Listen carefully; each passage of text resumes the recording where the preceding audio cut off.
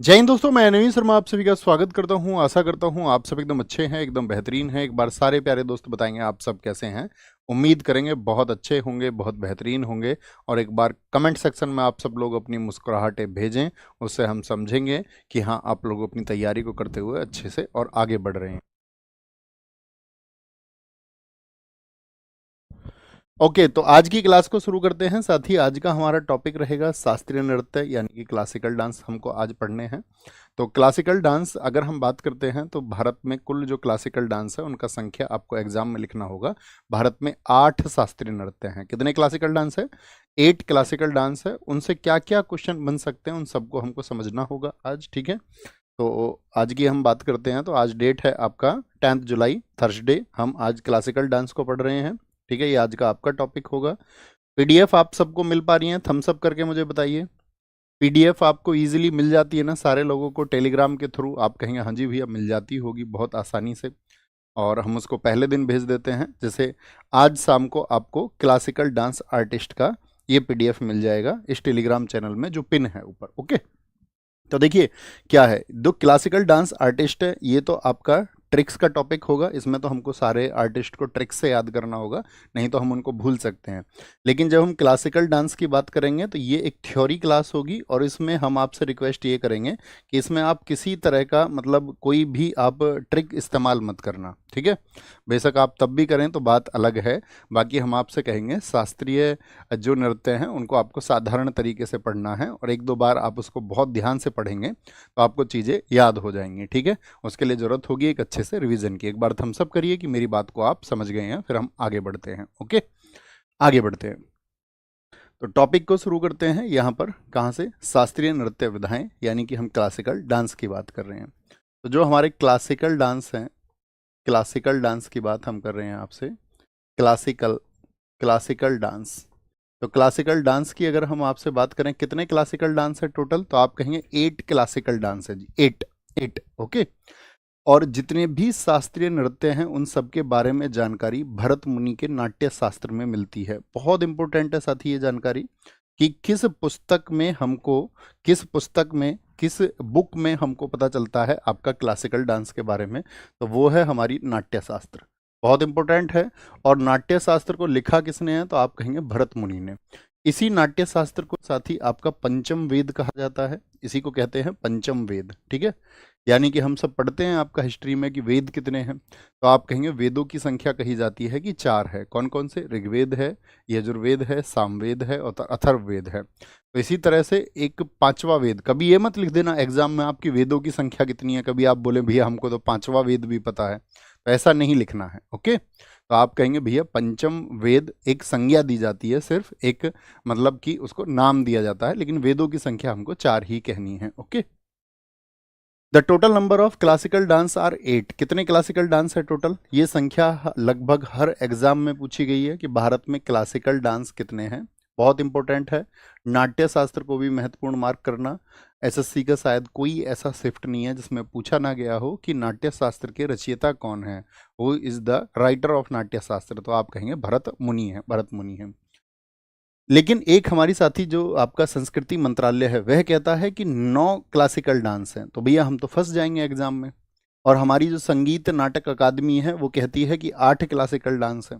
तो अगर एग्जाम में क्वेश्चन आ गया कि क्लासिकल डांस की संख्या कितनी है, तो हमको क्या आंसर करना है, 9 या 8? याद रख लेना, आपको आंसर करना है 8। अगर वो क्वेश्चन में स्पेसिफाई करके दे इस बात को कि संस्कृति मंत्रालय के अनुसार कितने हैं, तो संस्कृति मंत्रालय मानता है 9 को। अगर इसको बात को उसने मेंशन नहीं किया है संस्कृति मंत्रालय को, तो आप इस बात से दूर रहेंगे। बात क्लियर है? क्या आंसर करना है? फटाफट से आंसर करिए। एग्जाम में आया कि क्या बोलेंगे क्लासिकल डांस कितने हैं, तो हमको कहना है 8 हैं, 8 हैं, ठीक है।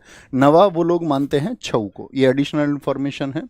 एक बार बताएं मुझे कितने शास्त्रीय नृत्य हैं भारत में? 8 हैं। किस पुस्तक में पता चलता है? तो नाट्य शास्त्र में। नाट्य शास्त्र को किसने लिखा है? संस्कृत भाषा में लिखा था, भरत मुनि ने लिखा था, उसको पंचम वेद कहते हैं।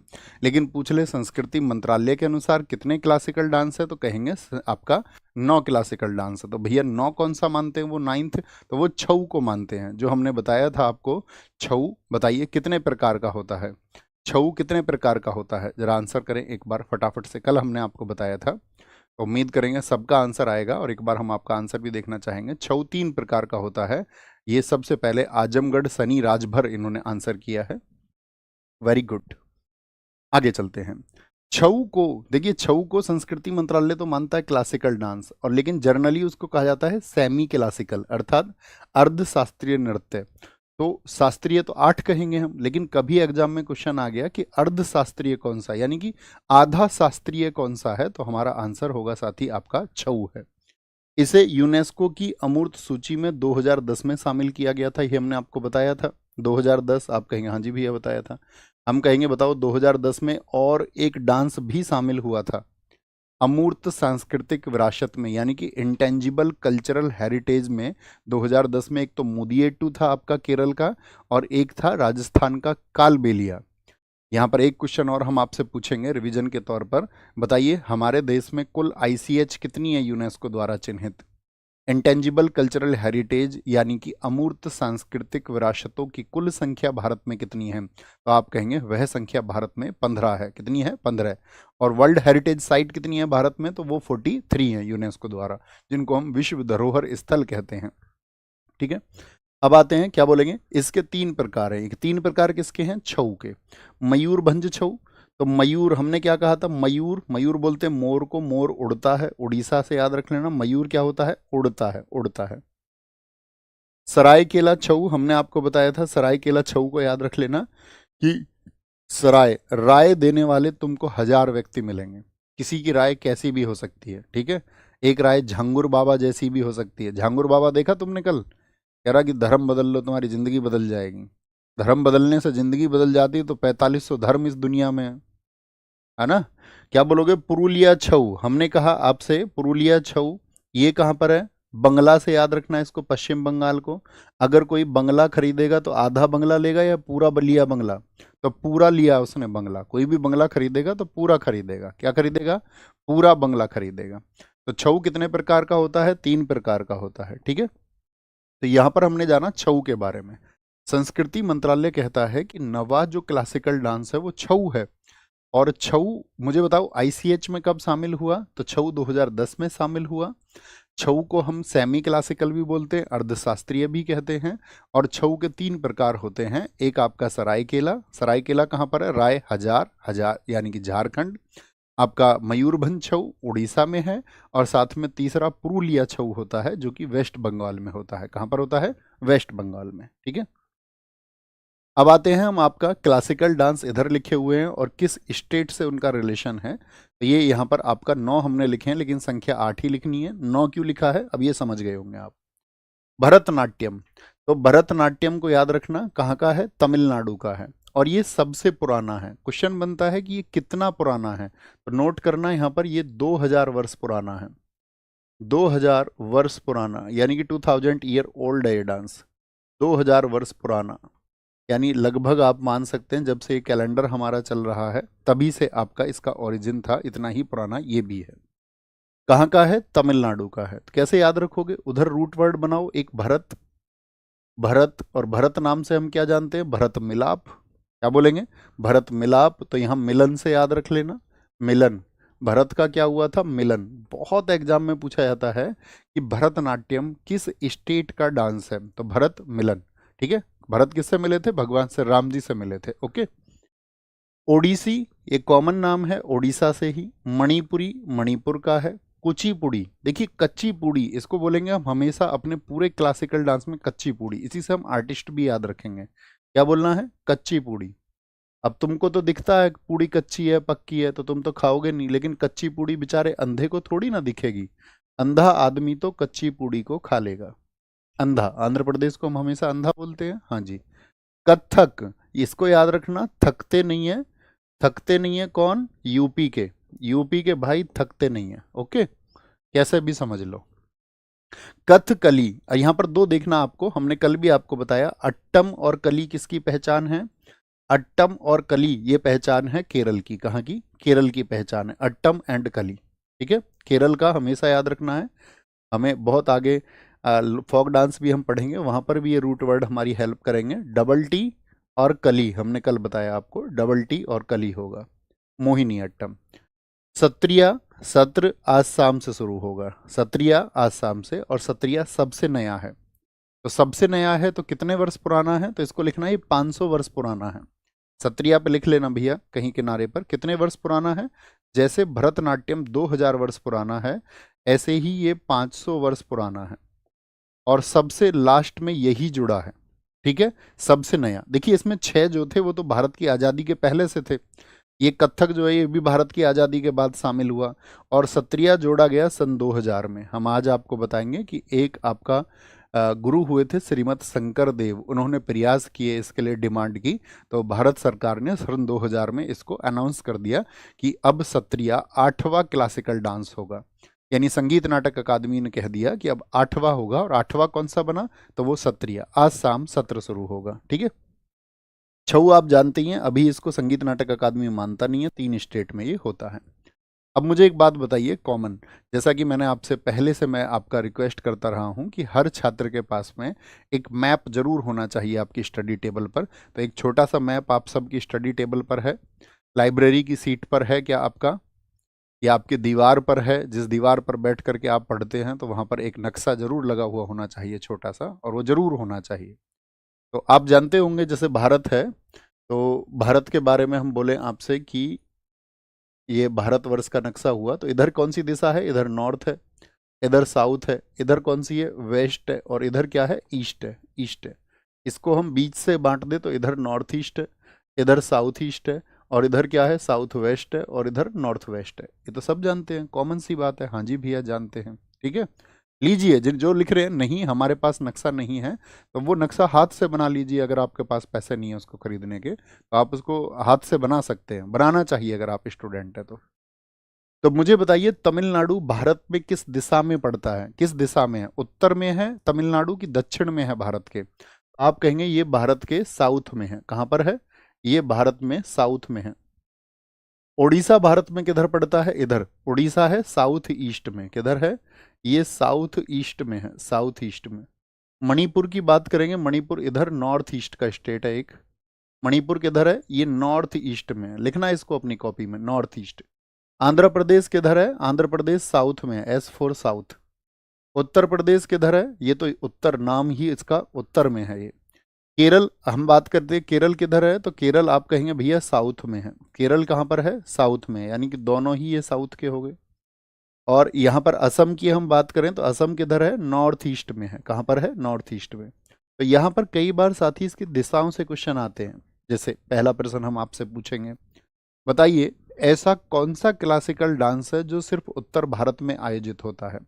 सिर्फ उत्तर भारत में एक ही है, नॉर्थ का सिर्फ एक ही है। तो नॉर्थ में कौन रहे थे, उत्तर भारत में शासन किया मुगलों ने, इस्लामिक शासन रहा उत्तर भारत में। तो ये भी पूछा जाता है कौन सा इस्लामिक पद्धति से जुड़ा हुआ है, या कौन मुगलों की परंपरा से जुड़ा हुआ है। तो नॉर्थ का मतलब सिर्फ उत्तर प्रदेश नहीं, राजस्थान में भी कई जगह पर कथक आयोजित होता है। तो नॉर्थ का है सिर्फ एक, कथक नहीं, संख्या बतानी है आपको, संख्या। मुझे बताओ नॉर्थ के कितने क्लासिकल डांस है, तो बोलेंगे एक है। साउथ के कितने क्लासिकल डांस है, जरा बताइए हमको। अगर हम आपसे पूछे नॉर्थ के कितने क्लासिकल डांस है, तो आप कहोगे नॉर्थ में एक है। अगर हम आपसे पूछे साउथ में कितने क्लासिकल डांस है, साथ में बताओ फटाफट से। तो साउथ में आप कहेंगे केरल के 2 हो गए, एक आंध्र प्रदेश हो गया भैया, और एक तमिलनाडु का हो गया। तो साउथ के हो गए 4। अब हम आपसे पूछेंगे नॉर्थ ईस्ट के कितने हैं, नॉर्थ ईस्ट के। तो नॉर्थ ईस्ट के कितने कहेंगे आप, तो आप कहेंगे नॉर्थ ईस्ट के भैया 2 हैं। कौन कौन से, एक आपका सत्रिया है और एक मणिपुरी है, एक मणिपुरी है। एक बचता है सिर्फ साउथ ईस्ट का, कहाँ का, साउथ ईस्ट का। ठीक है, साउथ ईस्ट का वो कौन सा है, वो ओडिसी है। तो इस तरह से 8 क्लासिकल डांस है हमारे। इनकी दिशा भी पूछी जाती है साथी एग्जाम में, बहुत बार एसएससी ने रिपीट किया है इसको। बात क्लियर है, थम्स अप करिए जी भैया हम इसको समझ गए। अब एक क्वेश्चन और बनेगा, ऐसा कौन सा स्टेट है जहां पर 2 क्लासिकल डांस है, तो केरल है। ऐसा कौन सा स्टेट है जहां पर 2 क्लासिकल डांस है, तो वो साथी केरल है। बातें क्लियर हैं दोस्त, बातें क्लियर हैं। अब हम आपसे पूछ लें थोड़ा सा, फटाफट से बताओ जरा हमको। पहले हम पूछेंगे, मुझे बताओ कुचिपुड़ी कहाँ का है, मन मन में बोलना। कुचिपुड़ी कहाँ का है, कच्चीपुड़ी। मणिपुरी तो आप जान ही जाओगे, मणिपुरी तो मणिपुर का ही है। ओडिसी कहाँ का है, ओडिसी तो ये भैया ओडिसी जो है ये उड़ीसा का है। कहाँ का है? उड़ीसा का है। चौथा हम आपसे पूछेंगे मोहिनी अट्टम। अट्टम, मोहिनी अट्टम, तो आप कहोगे मोहिनी अट्टम भी, और साथ में आपका क्या बोलेंगे? कथकली भी। ये कहाँ के हैं? दोनों केरला के हैं, केरला के हैं। आपसे पूछे भरतनाट्यम कहाँ का है? भरतनाट्यम, भरतनाट्यम कहाँ का है? तो ये तमिलनाडु का है। आपसे पूछे सत्रिया कहाँ का है? सत्रिया, तो आप कहेंगे भैया ये आपका असम का है। कहाँ का है? असम का है। और कौन सा बच गया हमारा? एक तमिलनाडु हो गया, केरल के दोनों हो गए, और साउथ में आपका कुचिपुड़ी हो गया, मणिपुरी हो गया, कथक बच गया एक आपका। कौन सा? कथक। कथक भी बोलते हैं उसको, कथक भी कहते हैं। कथाओं से संबंधित है ये दोनों, कथा और कथा वर्ड, ठीक है। तो प्राचीन कथाओं से संबंधित है कथक, जो कि उत्तर भारत का है। बात क्लियर है? आगे बढ़े? आप कहोगे हाँ जी भैया, आगे बढ़ते हैं। अब इनको विस्तार से जानना है हमको, एक एक को। तो सबसे पहले शुरू करेंगे भरतनाट्यम से। भरतनाट्यम की अगर हम बात करते हैं, भरतनाट्यम, आपको अब स्टेट बोलना है सारे लोगों को। भरतनाट्यम किस स्टेट का है? इसका पुराना नाम सादिर था, सादिर। यहाँ पर आप एक चाहे तो रूट वर्ड बना सकते हैं, भारत, भरतनाट्यम या भरतनाट्यम, ठीक है। तो आप क्या बोलेंगे? इसका पुराना नाम था सादिर, पहले इसको प्राचीन समय पे सादिर कहा जाता था। तो लिखिए प्राचीन नाम सादिर। तो याद रखना सादर परिणाम कहाँ पर किया जाता है? भारत में किया जाता है। भारत से याद रखेंगे भरतनाट्यम, ओके। इसका पुराना नाम था दासीअट्टम, और दासीअट्टम क्योंकि इसको दासियों के द्वारा किया जाता था। देखिए भारत में बहुत प्राचीन प्रथा रही, क्या होता था पहले मंदिरों में लड़कियों को दान किया जाता था, और दान करके उस लड़की का जो जीवन है वो उसी मंदिर को समर्पित कर दिया जाता था, उसी मंदिर को। और बहुत उसके ऊपर लिखा भी गया है, जिसको देवदासी प्रथा कहते हैं। अंग्रेजों ने देखा था उस प्रथा को आकर के, देवदासी प्रथा को। उन्होंने कहा था ये कौन सी बात है कि मंदिर को तुमने लड़की समर्पित कर दी, और उसका पूरा जीवन उसकी वहीं पर जो देवता होते थे उसी मूर्ति से उनकी शादी भी कर दी जाती थी कि भाई ये इन्हीं की सेवा में है। फिर बहुत सारे खुलासे हुए, बहुत जगह पर आपका उन लड़कियों का शोषण भी हुआ, ठीक है। बहुत जगह पर बहुत सारे लोगों ने क्या सोचा, जो आपका लड़कियों को बंधन मानते थे उन्होंने मंदिरों को समर्पित कर दिया उन लड़कियों को। तो इसको बोलते हैं कि भाई बहुत सारी दासी मंदिरों में हो गई, और उनको दासी बोला गया, देवताओं की दासी। इसकी दासी बोला गया, देवताओं की दासी। तो इसलिए इस प्रथा को कहा गया देवदासी प्रथा। तो इसीलिए इसको बोल रहे हैं दासी अट्टम। दासी अट्टम, अग्नि नृत्य, अग्नि, अग्नि प्रज्वलित होती थी मंदिर में, और जब अग्नि प्रज्वलित होती थी यानी कि जब दीप जलते थे तभी सुबह और शाम नृत्य होता था। तो इसीलिए अग्नि नृत्य भी इसको कहा जाता है। इसकी जानकारी हमको दो बुक्स से मिलती है। वो दो बुक्स हैं शिल्पादिकारम, जिसके राइटर हैं आपका इलिंगो अदिगल। कौन है राइटर इसके? इलिंगो अदिगल, इलिंगो अदिगल, इलिंगो अदिगल इसके लेखक हैं। लिखना इस बात को भी, इसके लेखक हैं। और अभिनय दर्पण एक पुस्तक, वह भी भरतनाट्यम के बारे में जानकारी देती है। इसके लेखक हैं नंदिकेश्वर, नंदिकेश्वर। पूछ लेता है इसको भी, अभिनय दर्पण पुस्तक को किसने लिखा है? तो इसको लिखा है आपका नंदिकेश्वर ने, ठीक है बॉस। दो पुस्तकों से हमको जानकारी मिलती है।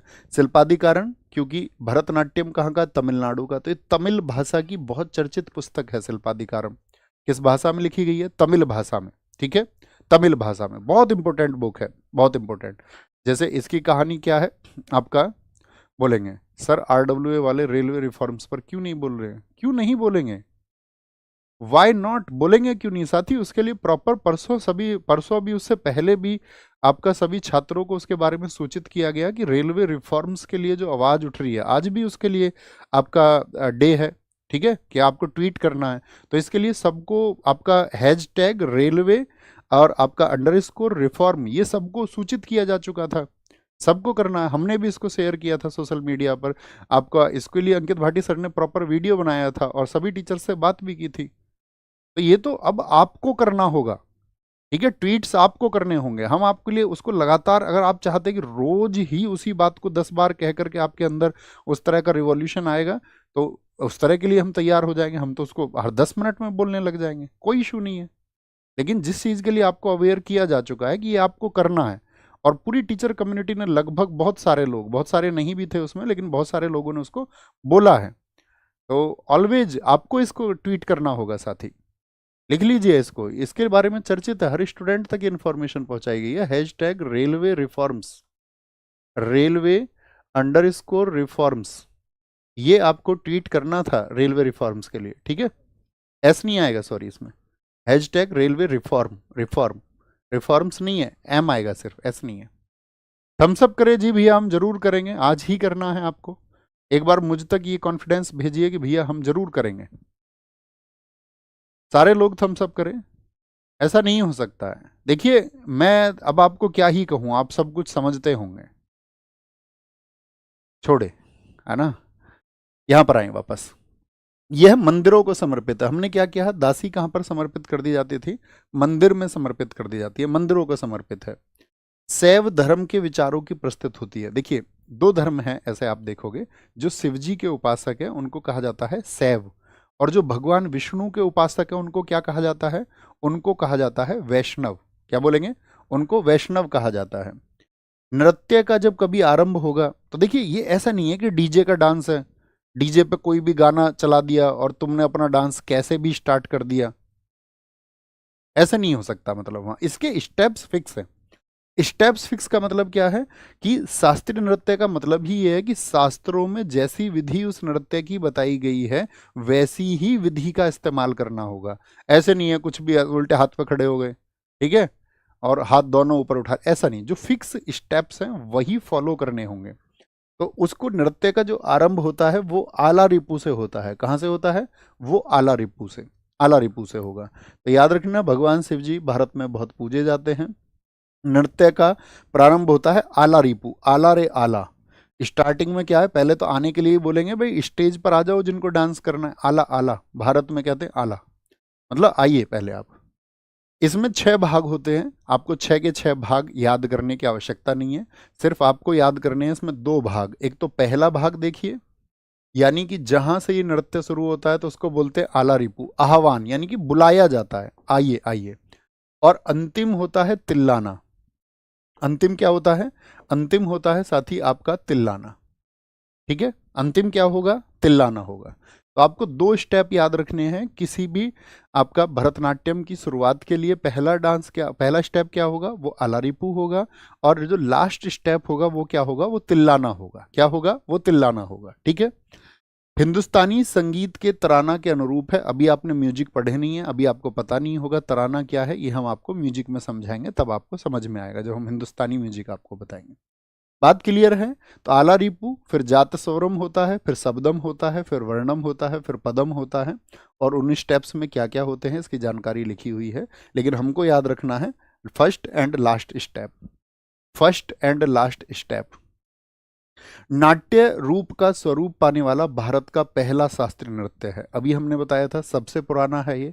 कितने वर्ष पुराना है साथी, तो आप कहेंगे भैया जी ये 2000 वर्ष पुराना है। यानी डांस का फॉर्मेट सबसे पहले इसी को मिला था, ठीक है।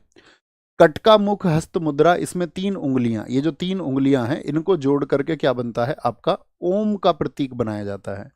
और किस धर्म से ये संबंधित था बताइए अभी, शैव धर्म से। तो भगवान जो शिव जी हैं उनके लिए ही तो ओम का इस्तेमाल होता है, ओंकार ध्वनि का इस्तेमाल होता है। आप कहेंगे बिल्कुल, ओम भारत में किन के लिए, शिव जी के लिए इस्तेमाल होता है, ठीक है। ओम एक ध्वनि है। नृत्य का अंत किस पर होता है, तिल्लाना, जिसको कई बार थिलाना भी लिखा रहता है, तो आपको तिल्लाना या थिलाना कुछ भी याद रखिए। नट्टूवार भरतनाट्यम का एक शिक्षक होता है, यानी कि टीचर होता है। जब भरतनाट्यम डांस होता है तो उस समय पर वो कविताएं पढ़ रहा होता है। तो कैसे एग्जाम में क्वेश्चन बनेगा, ये जो रेड कलर में लिख रहे हैं ये बहुत इंपॉर्टेंट है। तो पूछता है नट्टूवार का संबंध किस शास्त्रीय नृत्य से है। तो नट्टूवार का संबंध किससे होगा, तो आप कहेंगे भैया वो हमारा होगा भरतनाट्यम से। धुन के लिए कर्नाटक संगीत, बहुत इंपॉर्टेंट बात है, इसको मार्क करना इंपॉर्टेंट, कि भरतनाट्यम में किस संगीत का इस्तेमाल होता है। तो आप कहेंगे कि इसमें कर्नाटक संगीत का इस्तेमाल होता है। वाई, देखिए भारत में 2 तरह का म्यूजिक है दोस्त। नॉर्थ इंडिया में जो चलता है उसको बोलते हैं हिंदुस्तानी म्यूजिक। उत्तर भारत में कौन सा म्यूजिक चलता है, हिंदुस्तानी संगीत। और दक्षिण भारत में जो चलता है उसको बोलते हैं कर्नाटक संगीत। अच्छा, आप मुझे बताइए कि भरतनाट्यम उत्तर हिस्से में होता है भारत के या दक्षिण हिस्से में होता है। तो आप कहेंगे साउथ में होता है, क्योंकि तमिल जो है वो तमिलनाडु साउथ में है। तो साउथ में अगर होता है तो कौन सा म्यूजिक इस्तेमाल होगा, वहाँ पर कर्नाटक म्यूजिक इस्तेमाल होगा। और ऐसा नहीं सिर्फ भरतनाट्यम में, मैं आपसे पूछूं कुचिपुड़ी में कौन सा डांस इस्तेमाल होगा, बोलेंगे सॉरी, कौन सा म्यूजिक, कुचिपुड़ी डांस में कौन सा म्यूजिक इस्तेमाल होगा, तो आप बोलेंगे कर्नाटक म्यूजिक। मैं बोलूँ मोहिनी अट्टम में, तो आप कहेंगे कर्नाटक म्यूजिक। मैं आपसे पूछूं कथकली में, तो आप कहेंगे कर्नाटक म्यूजिक। यानी कि साउथ में कर्नाटक म्यूजिक का इस्तेमाल होता है।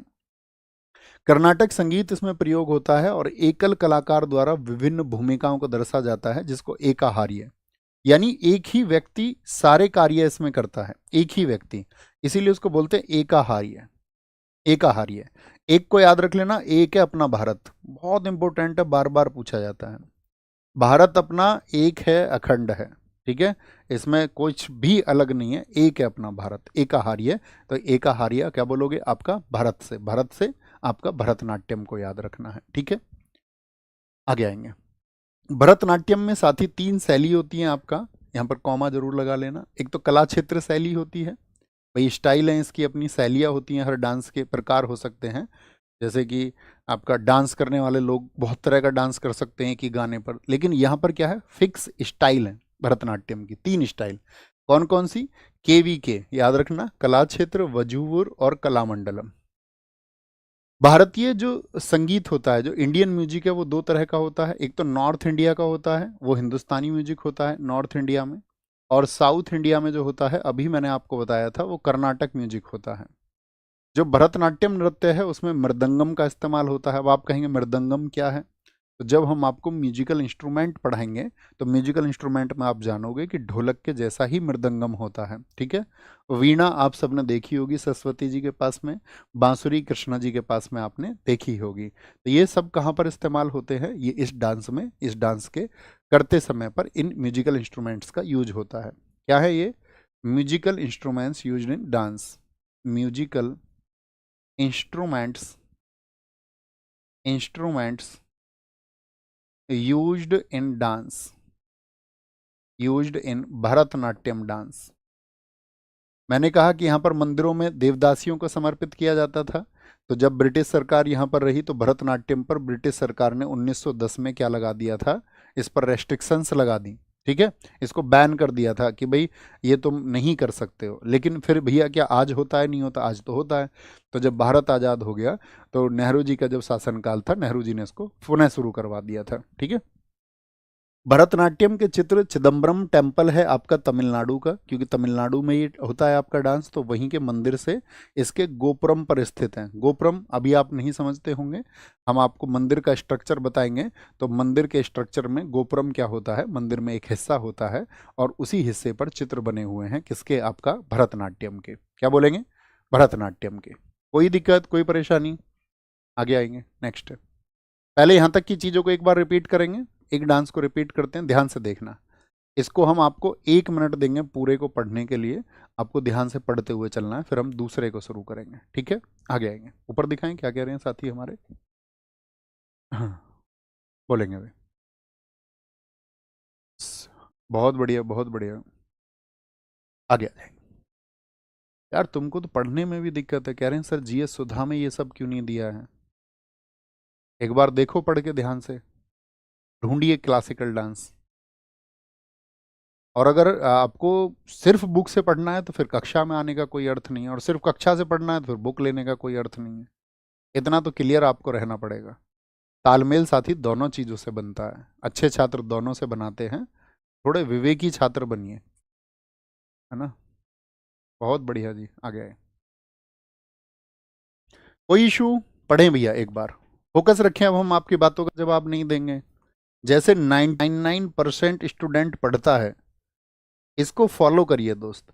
ये जो तुम 0.01% पढ़ते नहीं हो ना, तुम्हारा ध्यान कहीं और है, तो खो जाओगे इस दुनिया में, सिर्फ खो सकते हो और कुछ नहीं प्राप्त कर पाओगे। इसीलिए अभी खुद को बदलिए, और ये प्रॉमिस खुद से करिए कि कक्षा में मेरा ध्यान सिर्फ पढ़ने पर रहेगा, अन्य बातों पर नहीं रहेगा।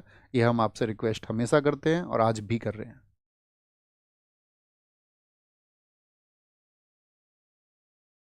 अलारिपू और तिल्लाना 2 स्टेप हैं, ओम की ध्वनि है, पहला डांस है, तिल्लाना पर एंड है, नट्टूवार इसमें आपका शिक्षक होता है, कविता पाठ करता है, म्यूजिक कर्नाटक है। और आपका सिर्फ शॉर्ट पॉइंट्स याद रखिए, एकाहार्य इसको क्यों कहते हैं, क्योंकि एक व्यक्ति के द्वारा होता है। 3 शैली हैं, KVK, कला क्षेत्र, वजूवर, कलामंडलम। भारत में दो तरह के म्यूजिक होते हैं, नॉर्थ में हिंदुस्तानी, साउथ में कर्नाटक म्यूजिक। ब्रिटिश सरकार ने 1910 में इसको बैन किया था, और किस मंदिर में? चिदम्बरम मंदिर में। थम्स अप करिए, बात क्लियर है। आगे बढ़ें, आगे बढ़ें, ठीक है, आगे आते हैं।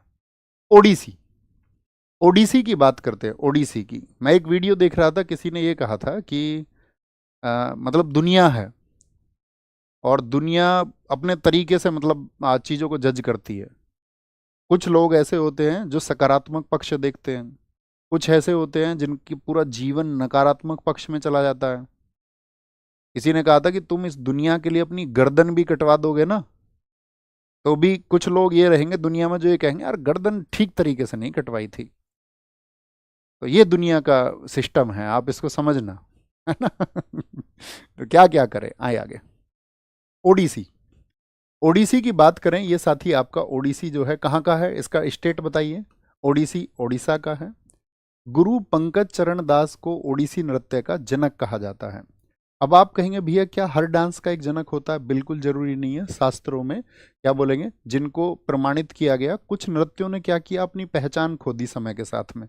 तो जब उन्होंने अपनी पहचान खोई, उस खोई पहचान को जो वापस लेकर के आए, वो उनको हम जनक कहते हैं। तो जरूरी नहीं है, जिन डांस ने अपनी पहचान नहीं खोई, जिन शास्त्रीय नृत्यों ने अपनी पहचान नहीं खोई, तो वहां पर जनक आपको नहीं मिलेंगे। जिन्होंने समय के साथ अपनी पहचान बीच में खोई थी, उनके जनक आपको मिलेंगे। बात क्लियर है? तो कौन है ओडिसी के आपके? गुरु पंकज चरण दास है। और यहां से हमको याद रखना है, कल जब हम आपका नेक्स्ट क्लास में याद रखेंगे कि जितने भी लोगों के नाम के आगे चरण और दास आता है, वो सब ओडिसी डांस से ही संबंधित होते हैं। चरण और दास हमारे रूट वर्ड रहेंगे। ओके, भगवान कृष्ण से संबंधित है। भरतनाट्यम बताइए कौन से भगवान जी से संबंधित था? भरतनाट्यम आंसर करते चलिए, अब रिलेट करना है। भरतनाट्यम किस नृत्य से, किस भगवान से? तो वो शैव धर्म से है। किससे है? शैव धर्म से संबंधित है। ओके, यह नृत्य शैली भगवान जगन्नाथ की पूजा यात्रा से संबंधित है। आपको याद है, जो हम आपको बताएं तो रथ यात्रा होती है एक उड़ीसा में, भगवान जगन्नाथ की रथ यात्रा होती है, जहां पर उनके भाई बलभद्र और उनकी बहन सुभद्रा का भी रथ निकाला जाता है। तो वहां पर भी ये डांस होता है। ओके, यह त्रिभंग मुद्रा में किया जाता है। इसकी जो स्टाइल है वो कौन सी है? त्रिभंग मुद्रा। कौन सी स्टाइल है? त्रिभंग मुद्रा में इसको किया जाता है। त्रिभंग मुद्रा में, बहुत इंपॉर्टेंट है, त्रिभंग मुद्रा में। और जयंतिका ने 5 भागीय मुद्रा विकसित की। उसने कहा त्रिभंग, यानी कि 3 भाग नहीं। आपसे पूछे कि कभी भी ओडिसी की जो साथी आपका क्या बोलेगा, 5 भागीय यानी कि पंच भाग मुद्रा किसने विकसित की थी? एग्जाम में क्वेश्चन आएगा कितने मुद्रा की होती है? 3 भाग की मुद्रा होती है। जैसे कि आपका वहां पर हमने बताया भरतनाट्यम में 6 स्टेप होते हैं। जयंतिका ने 5 भाग की मुद्रा विकसित की, और इसको ओरीली भी कहा जाता है। देखिए ओडिसी को ही क्या बोल रहे हैं, डे वर्ड को थोड़ा रे बोल दिया है, तो ओडिसी ऐसे बोलो, ओरीली भी इसको कहा जाता है। तो ओडिसी से रिलेट कर लेंगे। हाँ जी, मोस्ट इंपॉर्टेंट है यहाँ पर ये लाइन, इसको देखना। इस नृत्य की शुरुआत किससे होती है? मंगलाचरण से। और इस नृत्य का अंत किस पर होता है? मोक्ष पर। तो अब मुझे भरतनाट्यम से आप बताइए, भरतनाट्यम की शुरुआत कहाँ से बताई थी? भरतनाट्यम की शुरुआत आला रिपू से होती है। और भरतनाट्यम का अंत किस पर होता है? भरतनाट्यम का अंत किस पर होता है? तो वो तिल्लाना पर होता है, तिल्लाना पर। बहुत बढ़िया मनु भाई, एकदम ठीक आंसर आपने दिया है। Very good. Guddu Pal, smiley, एकदम से ठीक आंसर है। आला रिपू से शुरुआत होती है, बहुत खूब। मंगलाचरण में क्या होता है? पहले आता है कोई भी नृत्य करने के लिए तो वो पृथ्वी माता को पुष्प अर्पित करता है। और मोक्ष होता है थारिजम, एक आपका स्टेप होता है, थारिजम से मोक्ष का अंत हो जाता है। पखावज ये भी ढोलक की तरह ही होता है साथी। पखावज अक्षरों का प्रयोग इस नृत्य को समाप्त करने के लिए किया जाता है। तो ओडिसी में कई बार पूछ लिया जाता है कि भैया किस म्यूजिकल इंस्ट्रूमेंट का इस्तेमाल होता है। तो भरतनाट्यम में कौन कौन से म्यूजिकल इंस्ट्रूमेंट थे वहां पर? एक तो मृदंगम था, एक आपका वीणा था, और एक बांसुरी था। तो यहाँ पर है पखावज। इस नृत्य के उदाहरण कहाँ से मिलते हैं? जैसे आपका हमने बताया था भरतनाट्यम के चिदम्बरम टेम्पल से। हम पिछले का नाम नहीं लेंगे, आपको कंपैरिजन करना है। हम आपको सिर्फ एक प्रैक्टिस करवा रहे हैं कि आप पुरानी चीजों को ऐसे याद रखें कि वहां पर इस्तेमाल होता है। उदयगिरी और खंडगिरी की गुफाएं कहाँ पर हैं? उड़ीसा में हैं। तो इन गुफाओं से इसके बारे में जानकारी मिलती है। मुख्यतः एक मेहरी कम्युनिटी है उड़ीसा की। मेहरी जो है आपका, मेहरी क्या है? ये कम्युनिटी है, एक समुदाय है। मुख्यतः महारियों द्वारा, जिसको महरी कम्युनिटी भी कहते हैं, महरी समुदाय। महरी क्या है, यहाँ पर एक समुदाय है, एक कम्युनिटी है जो इस डांस को करती है, तो महरियों द्वारा इसको किया जाता है। नृत्यांगनाएं शरीर से जटिल ज्यामितीय पैटर्न बनाती हैं। तो ज्यामितीय पैटर्न कौन बनाती हैं? देखो अभी हमने एक पिक्चर दिखाया था, ये ज्यामितीय पैटर्न है, ठीक है। ये क्या है? ज्योमेट्रिकल पैटर्न है। उसको क्या कहते हैं? सचल मूर्ति कहते हैं। और यह नृत्य जल तत्व का प्रतीक है। बहुत इंपॉर्टेंट बात, यह नृत्य किस तत्व को दर्शाता है? जल तत्व को। अब ध्यान से पढ़ना। देखिए अभी हमने कुछ चीजें आपको बताई। ये था हमारा डांस ओडिसी, ओडिसी डांस था। अब इसमें आप चाहें तो थोड़ा सा एक रूट वर्ड बना सकते हैं, उड़। अब कहीं पे जल आ गया बीच में, तो आपको क्या, जल कैसे पार करोगे? उड़ के। हनुमान जी ने पार किया था जैसे। तो कभी भी पूछे जल तत्व किस डांस में आता है, तो याद रखना जल को उड़ के पार करना होगा। ज्यामिति तुमको मैं पढ़ाने लगूं तो बहुत सारे स्टूडेंट्स के सिर से क्या है, उड़ के चली जाती है ज्यामिति। ज्यामितीय चीजें क्या चली जाएंगी आपके सिर से, उड़कर चली जाएंगी, समझ में नहीं आएगा, ठीक है, क्योंकि अपनी ज्योमेट्री में समझा ही नहीं पाऊंगा तुमको। ऐसे याद रख लो, है ना। क्या बोलोगे? जल, जल उड़ के पार करना पड़ता है ओडिसी में। या उड़ने के लिए क्या चाहिए? पंख चाहिए। तो पंख से पखावज याद रख लेना। पंख से क्या याद रख लेना? पखावज याद रख लेना। अरे थम्सअप करो जी भैया, याद रखेंगे। तो पखावज किस में होता है? ओडिसी में। जल तत्व किस में होता है? ओडिसी में। ज्यामितीय किस में होता है आपका? ज्यामितीय पैटर्न किस में होता है? ओडिसी में होता है। इसी को हम ओरिली भी कहते हैं। बाकी तो बहुत काम की नहीं। इसके फादर साहब कौन है? तो वो पंकज चरण दास हैं। अब आपके पंख हैं क्या? आप कहोगे नहीं। तो आपको तो उड़ने के लिए किसकी जरूरत पड़ेगी? उड़ान के लिए चरणों की, पैरों की जरूरत पड़ेगी, ठीक है। पंकज चरण दास, किसी के दास बने रहोगे तो जीवन भर उड़ नहीं पाओगे। दास नहीं बनना है, ठीक है। अपनी उड़ान पूरी करनी है, उड़ान पूरी करनी है। बोले तो इसमें और भी म्यूजिकल इंस्ट्रूमेंट इस्तेमाल होते हैं। मंजीरा, पखावज, ढोल और सितार। ये कभी नहीं पूछे जाएंगे आपसे। मणिपुरी, मणिपुरी बताइए कहाँ का है? मणिपुरी बताइए कहाँ का डांस है मणिपुरी? तो आप कहेंगे मणिपुरी आपका यह वैष्णव संप्रदाय से संबंधित है। एक साथी ने कहा है, क्या बोलेंगे, एक साथी ने बहुत अच्छा आंसर दिया है। उसने कहा है कि भैया केलू चरण महापात्रा आपका ओडिसी से जुड़े हुए हैं। बहुत ठीक बात है। अभी हमने बताया ना जिन नामों में चरण आएगा, तो केलू चरण, ये तो हम आपको नेक्स्ट क्लास में सारे याद करा देंगे, विद ट्रिक्स याद करा देंगे। लेकिन आपने बहुत अच्छा आंसर दिया, बहुत शाबाश। मणिपुरी कहाँ का है? मणिपुरी मणिपुर का। यह वैष्णव संप्रदाय से संबंधित है। अभी हमने बताया था ओडिसी किससे था? भगवान कृष्ण से। भरतनाट्यम किससे संबंधित था? बताइए दोस्त, भरतनाट्यम किससे संबंधित था? तो भरतनाट्यम था आपका शैव संप्रदाय से। ऐसे ही ये वैष्णव, वैष्णव से मतलब क्या है? जो भगवान विष्णु को मानने वाले लोग होते हैं उनको हम वैष्णव कहते हैं, वैष्णव। अब भगवान विष्णु के ही अवतार हैं श्री कृष्ण, बताओ उनके कौन से नंबर के अवतार हैं? जो अवतारवाद का सिद्धांत है उसके अनुसार भगवान विष्णु के 10 अवतार हुए हैं, सॉरी 10 हुए नहीं है, 9 हुए हैं। 10वां अवतार आना बाकी है अभी, कल की, ठीक है। उत्तर प्रदेश में ही पैदा होगा। भगवान श्री कृष्ण के बाल्यकाल की कहानियां दर्शाई जाती हैं। इसकी 3 प्रमुख शैलियां हैं। कौन कौन सी? लाई हरोबा याद है? मणि के लिए हमने क्या कहा था? ओ संग लाई मणि, याद है? फेस्टिवल्स में बोले भैया यस, वाई लिख के बताओ, याद है? तो मणिपुर, इसको मणि से याद रखते थे हम, मणि से।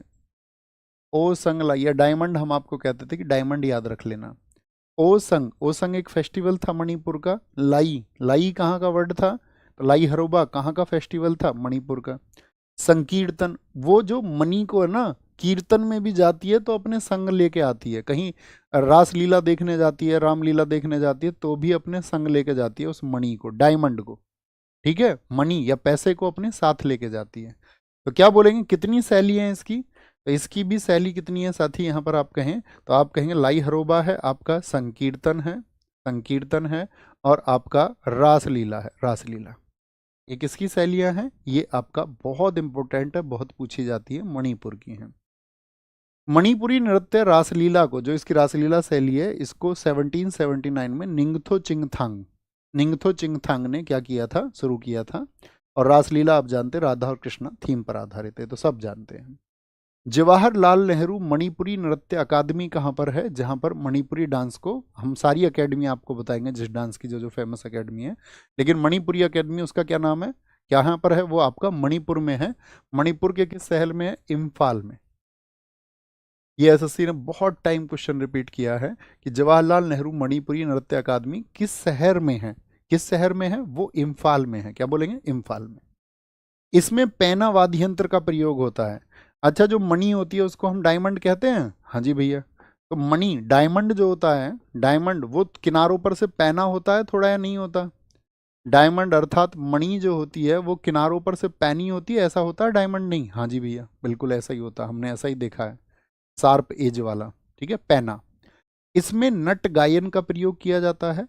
नृत्य, डांस करना, म्यूजिक, जो भी आपका म्यूजिकल इंस्ट्रूमेंट है, चाहे आपका सिंगिंग हो, वो सिर्फ एक ही व्यक्ति करता है और उस एक व्यक्ति को बोलते पंग चोलोम।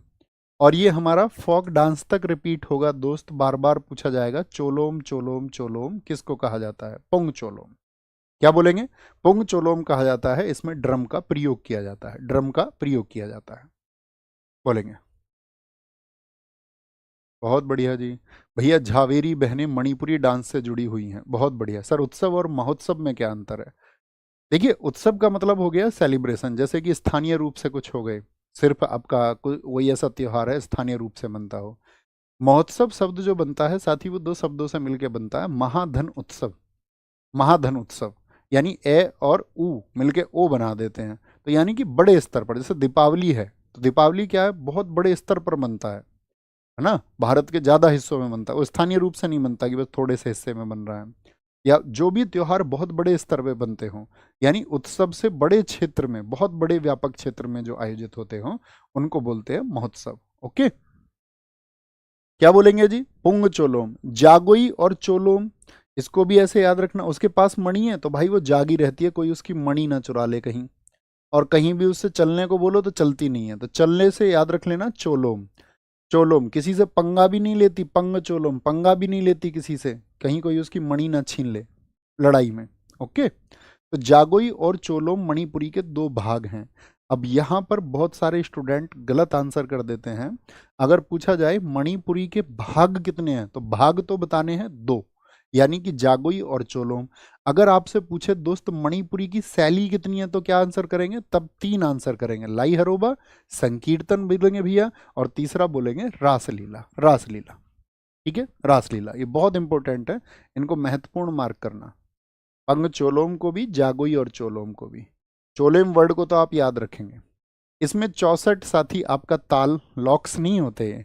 64 आपका क्या होते हैं? ताल होती हैं, ताल, लॉक्स नहीं, लॉक तो ताले होते हैं ताल होती हैं। नागबंद मुद्रा। अच्छा, नागमणि वर्ड सुना है कभी? नागमणि लेके ही मानेगा क्या? नागमणि, जैसे एक क्लास में कमेंट करने आ गया, वो किसी ने भेज दिया, बोला जाके वहाँ आपका कमेंट कर दो RWA वालों क्लास पे, है ना? तो उनको कोई भी ट्रिगर कर देता है यार। सुन तो लिया करो, क्या बातें चल रही हैं, पूरी क्लास तो किया करो, हमसे पढ़ा तो करो। कोई कोई तो ऐसा होता पढ़ता नहीं है हमसे, उसे पता भी नहीं हम क्या पढ़ा रहे हैं, हम क्या बातें करते हैं, उसको पता नहीं है। वो किसी के कहने से एकदम जंप करके आ जाएगा, अच्छा किसी ने उसको ट्रिगर किया, वहां जाके बोल देता हूँ। ठीक है, RWA एक विश्वास का नाम है, और ये विश्वास कोई ऐसा नहीं है कि एक सिंगल डे में पैदा हुआ है। जितनी सब लोगों ने चीटिंग की है ना यहाँ, जितनी सब लोगों ने, लोगों को जो यहाँ पर स्कैम करके लूटा है, इतनी महंगी फीस जिन लोगों ने ली है, वो बिल्कुल अधिकारी नहीं है इस चीज के कि किसी की प्लेटफॉर्म के ऊपर सवाल उठा दें या बच्चे को ट्रिगर कर दें। उनको सोचना चाहिए। हर एक टीचर के पास में हर किसी एक टीचर का फोन नंबर है, हर किसी का। टीचर चाहें तो संवाद कर सकते हैं सबसे, और कभी कोई ऐसे टीचर नहीं होते जो संवाद करने के लिए तैयार नहीं होते, है ना? ऑलवेज। लेकिन मसाला कैसे मिलेगा? हीरो कैसे बनेंगे फिर? हीरो, हीरोइज्म की भावना भी तो आनी चाहिए। और कल भी समझाया मैंने तुमको ये कि तुमको पढ़ने से मतलब होना चाहिए, तुमको किसी की भावनाओं में नहीं बह जाना है। आपको अच्छा कंटेंट मिलता है, और जैसे अभी मैं जो ये बात आपको बता रहा हूँ ना, ये भी बेवजह की बात है। ऐसी चीज़ों पे ऐसे आगे, वो बोलते हैं ना 2x की स्पीड, सबसे बढ़िया यही फायदा है ऑनलाइन स्टडी का। जब तुमको लगे ये बातें मेरे अर्थ की नहीं है, तो इस ऐसे ऐसे आगे 10-10 सेकंड करके आगे बढ़ा दो, चलो जी आगे बढ़ो, तुम कंट्रोल कर सकते हो। अब तुमसे किसी को करना आता नहीं है, अब तुम्हारे दिमाग में किसी ने कुछ बोल दिया ऐसा, हाँ ना यार ऐसे ही है। ये अपने स्टूडेंट्स कभी नहीं मान सकते। ये वो है जो अपने से कभी पढ़ा नहीं, अपनी आइडियोलॉजी नहीं जानता, हमने स्टूडेंट्स के लिए क्या किया है वो नहीं जानता। अब मैं तुमसे एक बात ट्रिगर करता रहूं, किसी चीज को रोज बोलता रहूं रोज बोलता रहूं, तो तुम्हारे दिमाग में क्या हो जाएगी, वो बात फिट हो जाएगी। हमारे जन्म से लेकर के आज तक की कहानी भी यही है कि आपके मस्तिष्क में उन बहुत सारी चीजों ने जगह बनाई हुई है जो आपके ऊपर थोपी गई हैं। आपने कभी उस बारे में एनालिसिस भी नहीं किया, कभी आपने विचार तक नहीं किया, कभी आपने सोचा तक भी नहीं। बस किसी ने आपको इंजेक्ट किया और आपने उस बात को मान लिया। रिसर्च कीजिए, थोड़ा एनालिसिस कीजिए, पास्ट देखिए, उससे पिछला देखिए, और तब जज करिए, है ना। ऐसे नहीं होता है, समझे। नागमणि जानते हो, ये बताओ, तुम सारी बात छोड़ो, तुम फन मूवमेंट पे आओ। नागमणि जानते हो, हाँ जी। तो कभी भी पूछा जाएगा नागबंद मुद्रा, नागबंद मुद्रा ये साथी आपका किस डांस से संबंधित, तो नागमणि यानी मणि से मणिपुर, याद रखेंगे, मणिपुर, हाँ जी भैया। इसमें कलाकार बेलनाकर स्कर्ट पहनते हैं जिसे योटीआई कहा जाता है। स्कर्ट पहनते योटीआई बोलते हैं उसको, योटी। इसमें कलाकार कभी भी दर्शकों से सीधे आंख नहीं मिलाता। तो भैया कौन सा क्लासिकल डांस है जिसमें कभी भी दर्शकों से आंख नहीं मिलाता, क्यों भैया, अरे उसके पास मणि है ना यार। आंखें मिला ली किसी से और समझो प्यार हो गया, आंखें मिलते ही प्यार हो गया। और वो प्यार इसीलिए कर रहा है कि उसके उस डायमंड को ले ले, कैसे ही डलहौजी ने ले लिया था ना रणजीत सिंह जी से, उसकी नजर ही थी उस पर, डायमंड पे, कोहिनूर पे। दिलीप सिंह ने भेंट किया उसको। सिख साम्राज्य पढ़ाएंगे हम आपको एंशिएंट हिस्ट्री में, तब पढ़ाएंगे सारी कहानी। नजर क्यों नहीं मिलाता, कहीं मणि ना छीन ले कोई, मणि, मणि ना छीन ले। ओके। कुचिपुड़ी, कुचिपुड़ी कहाँ का बताया बताइए। ये आंध्र प्रदेश के कृष्णा जिले के गांव कुचेलापुरम के नाम पर रखा है। ये आपका AWTPO हुआ, Delhi police head constable ministry हुआ, उसमें दोनों में क्वेश्चन पूछा गया था आपका कि आंध्र प्रदेश के आपका किस जिले से, डिस्ट्रिक्ट का नाम पूछा गया था, कुचिपुड़ी का ओरिजिन हुआ है। तो किस जिले से, कृष्णा जिले से। कौन सा डिस्ट्रिक्ट बोलेंगे, कृष्णा डिस्ट्रिक्ट बोलेंगे। Okay boss. यह भाषण और शुद्ध नृत्य को जोड़ता है, यानी कि डांस और साथ में जो शब्द यहाँ से पैदा हो रहे हैं। जैसा आपने देखा होगा बहुत सारे लोग डांस करते हैं तो साथ में गाना भी गाते रहते हैं कि नहीं, हाँ जी भैया, इसको बोलते हैं माइम।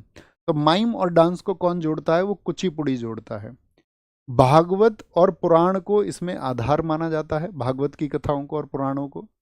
पीतल की तस्तरी में पैर रख के नृत्य करने का प्रचलन है। अब देखो बड़ा अच्छा क्वेश्चन है और बहुत महत्वपूर्ण है, किस डांस में पीतल की तस्तरी तस्तरी में डांस होता है।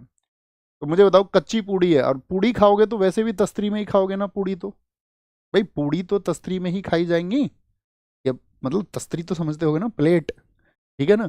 तो पीतल की तस्तरी में पैर रखकर नृत्य करने का प्रचलन है। इसमें तरंग, इसे क्या बोलते हैं, इसमें तरंगम कहते हैं। और पैरों की मुद्राएं संपाद, मडिकोप्पू, कंतोरा, नागबंद। अब नागबंद यहां पर भी आ गया आपका। तो नागबंद एक आपका मुद्रा भी है, ठीक है, किससे, तो कभी वो आपको एग्जाम में दोनों नाम नहीं देगा, दोनों नाम नहीं देगा। एक तो कहां पर है, मणिपुर हमने याद रख लिया, नागमणि। और याद रख लेना एक कहां पर है आपका, कहां पर है, कुचिपुड़ी में है, कुचिपुड़ी में। भाई पूड़ी जो है वो नागों को भी खिलाई जाती है, जब नाग पंचमी होती है खीर दे देते, पूड़ी दे देते नागों को, तो पूड़ी से याद रख लेना, नाग वहां पर भी है। ये पैरों की मुद्राएं हुई, पीतल की तस्तरी को नहीं भूलना। अब मुझे बताइए, जो आपका कुचिपुड़ी है ये साउथ इंडिया में होता है कि आपका नॉर्थ इंडिया में होता है। तो आंध्र प्रदेश भैया साउथ इंडिया में है, तो अब याद करने की जरूरत ही नहीं है कि कर्नाटक संगीत होता है इसमें, हम समझ गए इस बात को। इसमें वाक बोलना, कभी कभी चुपचाप आपका डांस करना और शुद्ध नृत्य के संयोजन वाला नृत्य है। इसीलिए हमने बोला ये भाषण यानी कि और डांस को जोड़ता है, संयोजन करता है, उनका कंबाइन करता है, किसको, बोलने को, एक्सप्रेशंस को, आपके जो भी एक्सप्रेशंस होंगे, स्पीच होगी, और मूक यानी कि आपका माइम जो होता है, चुपचाप डांस करना, उस सब का संयोजन करता है। सिद्धेंद्र योगी को कुचिपुड़ी का आदि गुरु कहा जाता है, बहुत इंपॉर्टेंट है। इन्होंने एक नाटक लिखा था भामा कल्पम, क्या बोलेंगे, एक नाटक लिखा था इन्होंने भामा कल्पम। अब हम इसका जनक बोल रहे हैं तो इसका मतलब क्या है कि बीच में कहीं ना कहीं आपका कुचिपुड़ी की जो इमेज है वो धूमिल हुई थी, और उसको वापस से पहचान किसने दिलाई, वापस से, बहुत बढ़िया, NS कॉमेडी, वेरी गुड। क्या बोलेंगे, तो पहचान दिलाई इन्होंने। और कौन सा नाटक लिखा, SSC ने मैनी टाइम रिपीट किया है साथी, भामा कल्पम नाटक की रचना किसने की है, सिद्धेंद्र योगी ने। नर्तकों को भगवतालू के नाम से जाना जाता है। देखिए यहाँ पर एक वर्ड याद रख लेना, आलू। आलू, अब क्या बोले, कच्ची पूड़ी, तो पूड़ी बनती है तो जब आपका आलू की सब्जी भी बनती है, याद रख लेना भागवत आलू। अरे बोलो हाँ जी भैया, बिल्कुल सही बात है। तो भागवत आलू का संबंध किससे है, तो आप याद रखेंगे कच्ची पूड़ी से, आलू से रिलेट करके रखना। 16 कद या पताक्षर इस नृत्य भाग में शरीर की हरकतें, यानी कि जो मूवमेंट्स होते हैं बॉडी के। कावुत्तम, इसमें साथी जो कलाबाजी करता है, वो कुचिपुड़ी में क्या बोलेंगे, कलाबाजी। क्या बोलेंगे, 16 कद हो गया, पताक्षर हो गया, कावुत्तम हो गया, आपका कलाबाजी है। मंडूक शब्दम एक मेंढक की कहानी को दर्शाता है, मंडूक शब्दम, ठीक है। तो बहुत टाइम रिपीट होता है आपका, बहुत बार एसएससी ने पूछा भी है कि जो आपका इसको बोलते हैं हम आपका मेंढक, मंडूक, तो क्या बोलेंगे उसको, मेंढक। मेंढक की कहानी किस डांस से रिलेटेड है, तो कुचिपुड़ी से संबंधित है। जल चित्र, जल में साथी आपका पीतल की तस्तरी में आपका पैर रख के इसमें डांस होता है, तो जल चित्र भी बोलते हैं। जल चित्र, इसमें क्या होता है, कलाकार अपने पैर के अंगूठे से एक चित्र बनाता है, पैर के अंगूठे से, ठीक है। पुरुष कलाकार इसमें जो ड्रेस पहनते हैं उसको बगलबंदी कहा जाता है, यानी कि ड्रेस को, हमने इसमें ड्रेस का फोटो लगाया या नहीं लगाया, तो ये जो महिला कलाकार का लगाया हमने, पुरुष का नहीं लगाया, तो इसको आप देख भी सकते हैं। एक बार रिपीट करें दोस्त इसको, कुचिपुड़ी तस्तरी से याद रखना, पीतल की तस्तरी। कर्नाटक संगीत साउथ की वजह से, सिद्धेंद्र योगी इसके फादर साहब हैं जिन्होंने भामाकल्पम नाटक की रचना की है। नर्तक जो होते हैं इसमें डांसर्स, उनको क्या बोलते हैं, भागवतालू बोलते हैं। इस नृत्य में जितनी भी शरीर की आपका याद रखेंगे हरकतें होती हैं उनको बोलते हैं 16 कद, क्या बोलेंगे, 16। और जो कलाबाजी करते हैं उसको कावुत्तम कहते हैं। मेंढक की कहानी इसमें क्या होती है, मंडूक शब्दम होती है। कूप मंडूक शब्द होता है ना, कूप मंडूक, कुएं का मेंढक, कुएं का मेंढक जिसको सीमित ज्ञान होता है उसको क्या बोलते हैं, उसको बोलते हैं कुएं का मेंढक। कुएं के मेंढक की कहानी मैंने आपको सुनाई थी, है ना। आपको अपनी लाइफ में ये तय करना होगा कि आपको कौन व्यक्ति मिला है, वो आपसे किस तरह का संवाद कर रहा है, कहीं उसका जो ज्ञान है वो कुएं के मेंढक का ही ज्ञान तो नहीं है। जैसे एक बार बाढ़ आई थी तो एक मेंढक पहुंच गया था कुएं में, शायद मैंने आपको कहानी सुनाई होगी, सुनाई नहीं सुनाई, बताओ पहले, सुनाइए जी सर, ओके ओके, फिर ठीक है, फिर तो अच्छी बात है। तो मेंढक रहता है जल में, कहाँ रहता है, मेंढक रहता है जल में, ठीक है, जल में। पुरुष कलाकारों की पोशाक को बगलबंदी कहा जाता है, बगलबंदी। कथक, कथक बताइए कहाँ पर है भैया, नो नहीं सुनाइए, नहीं सुनाइए शुभम भाई, नहीं सुनाइए। देखिए ऐसा था कि एक बार ऐसे आया, समझना तुम कहानी का सार। एक मेंढक, एक बार बाढ़ आ गई तो वो मेंढक रहता था समुद्र में, तो वो मेंढक गिर गया कुएं में। कुएं में एक मेंढक पहले से रहता था, तो दोनों की बातचीत हुई, दोनों की मीटिंग हुई। तो उसने कहा भाई तुम कहाँ से आए हो, तो उसने कहा मैं समुद्र से आया हूँ। तो उस मेंढक ने उससे पूछा कि समुद्र कैसा होता है, तो उसने पूछा यार समुद्र जैसा तालाब है ऐसा नहीं होता है। तो उसने पूछा समुद्र कितना बड़ा होता है, तो उसने, मेंढक ने जो पूछ रहा था सवाल उसी ने पूछा, उसने कहा भाई बहुत बड़ा होता है, उत्तर दिया उसने। उसने कहा कि बहुत बड़ा होता है। उसने, मेंढक ने अपने हाथ फैलाए ऐसे, बोला इतना बड़ा होता है। मेंढक सोच लो तुम कैसे हाथ फैलाए होंगे उसने, वो तो कुएं में रहता था, उसको कुएं की नॉलेज है। तो उसने बोला कि इतना बड़ा होता है, उसने कहा नहीं नहीं भाई बहुत बड़ा होता है। उसने पूरी जान से हाथ फैलाए, इतने, इतना बड़ा होता होगा। तो उसने कहा नहीं भाई तुम्हें नहीं पता है। अब मतलब उसको समझाए तो समझाए कैसे इस बात को। तो कई बार चीज़ें इस बात पर भी निर्भर करती हैं कि आप उनके जो समझने वाला व्यक्ति उसके मस्तिष्क का स्तर कितना है, उसके अंदर कितनी चीज़ें जा सकती हैं, और जो समझाने वाला है वो देख के आया है सब चीज़ों को, वो सब कुछ जानता है, तो वो कई बार तो चाह के भी नहीं बता सकता सारी चीज़ें। तो इसीलिए आप किसी से जब डिस्कशन करो ना, तो आपको ये देखना है कि जिसको आप चीज़ें समझा रहे हो वो कहीं कुएं का मेंढक तो नहीं है, जिसकी सीमित मानसिकता होती है, तो उसके ज़्यादा चक्कर में मत पड़ना तुम, नहीं तो जो अपनी आइडियोलॉजी है उससे भी हाथ धो बैठोगे। मूर्ख से मूर्ख बोलते हैं ना उसको, कि विद्वान मूर्ख से बहस करे तो वो भी मूर्ख ही बन जाता है फिर, और ये सत्य बात है। क्योंकि उसका अपना जीवन रहा है इतने वर्षों का, धीरे से नहीं बदलेगा, बहुत लंबे प्रोसेस से बदलेगा। हम आपको अब चीज़ें सिखा सकते हैं क्योंकि हम कई महीनों से आपको चीज़ें सिखा रहे हैं, धीरे धीरे हम आपको वे ऑफ लाइफ सिखा रहे हैं, सोचने का तरीका सिखा रहे हैं।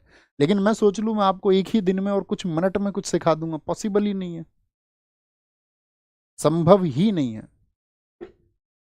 मैंने बताया ना तुम्हें वहां बी प्राक की बात, बी प्राक वहां गए आपका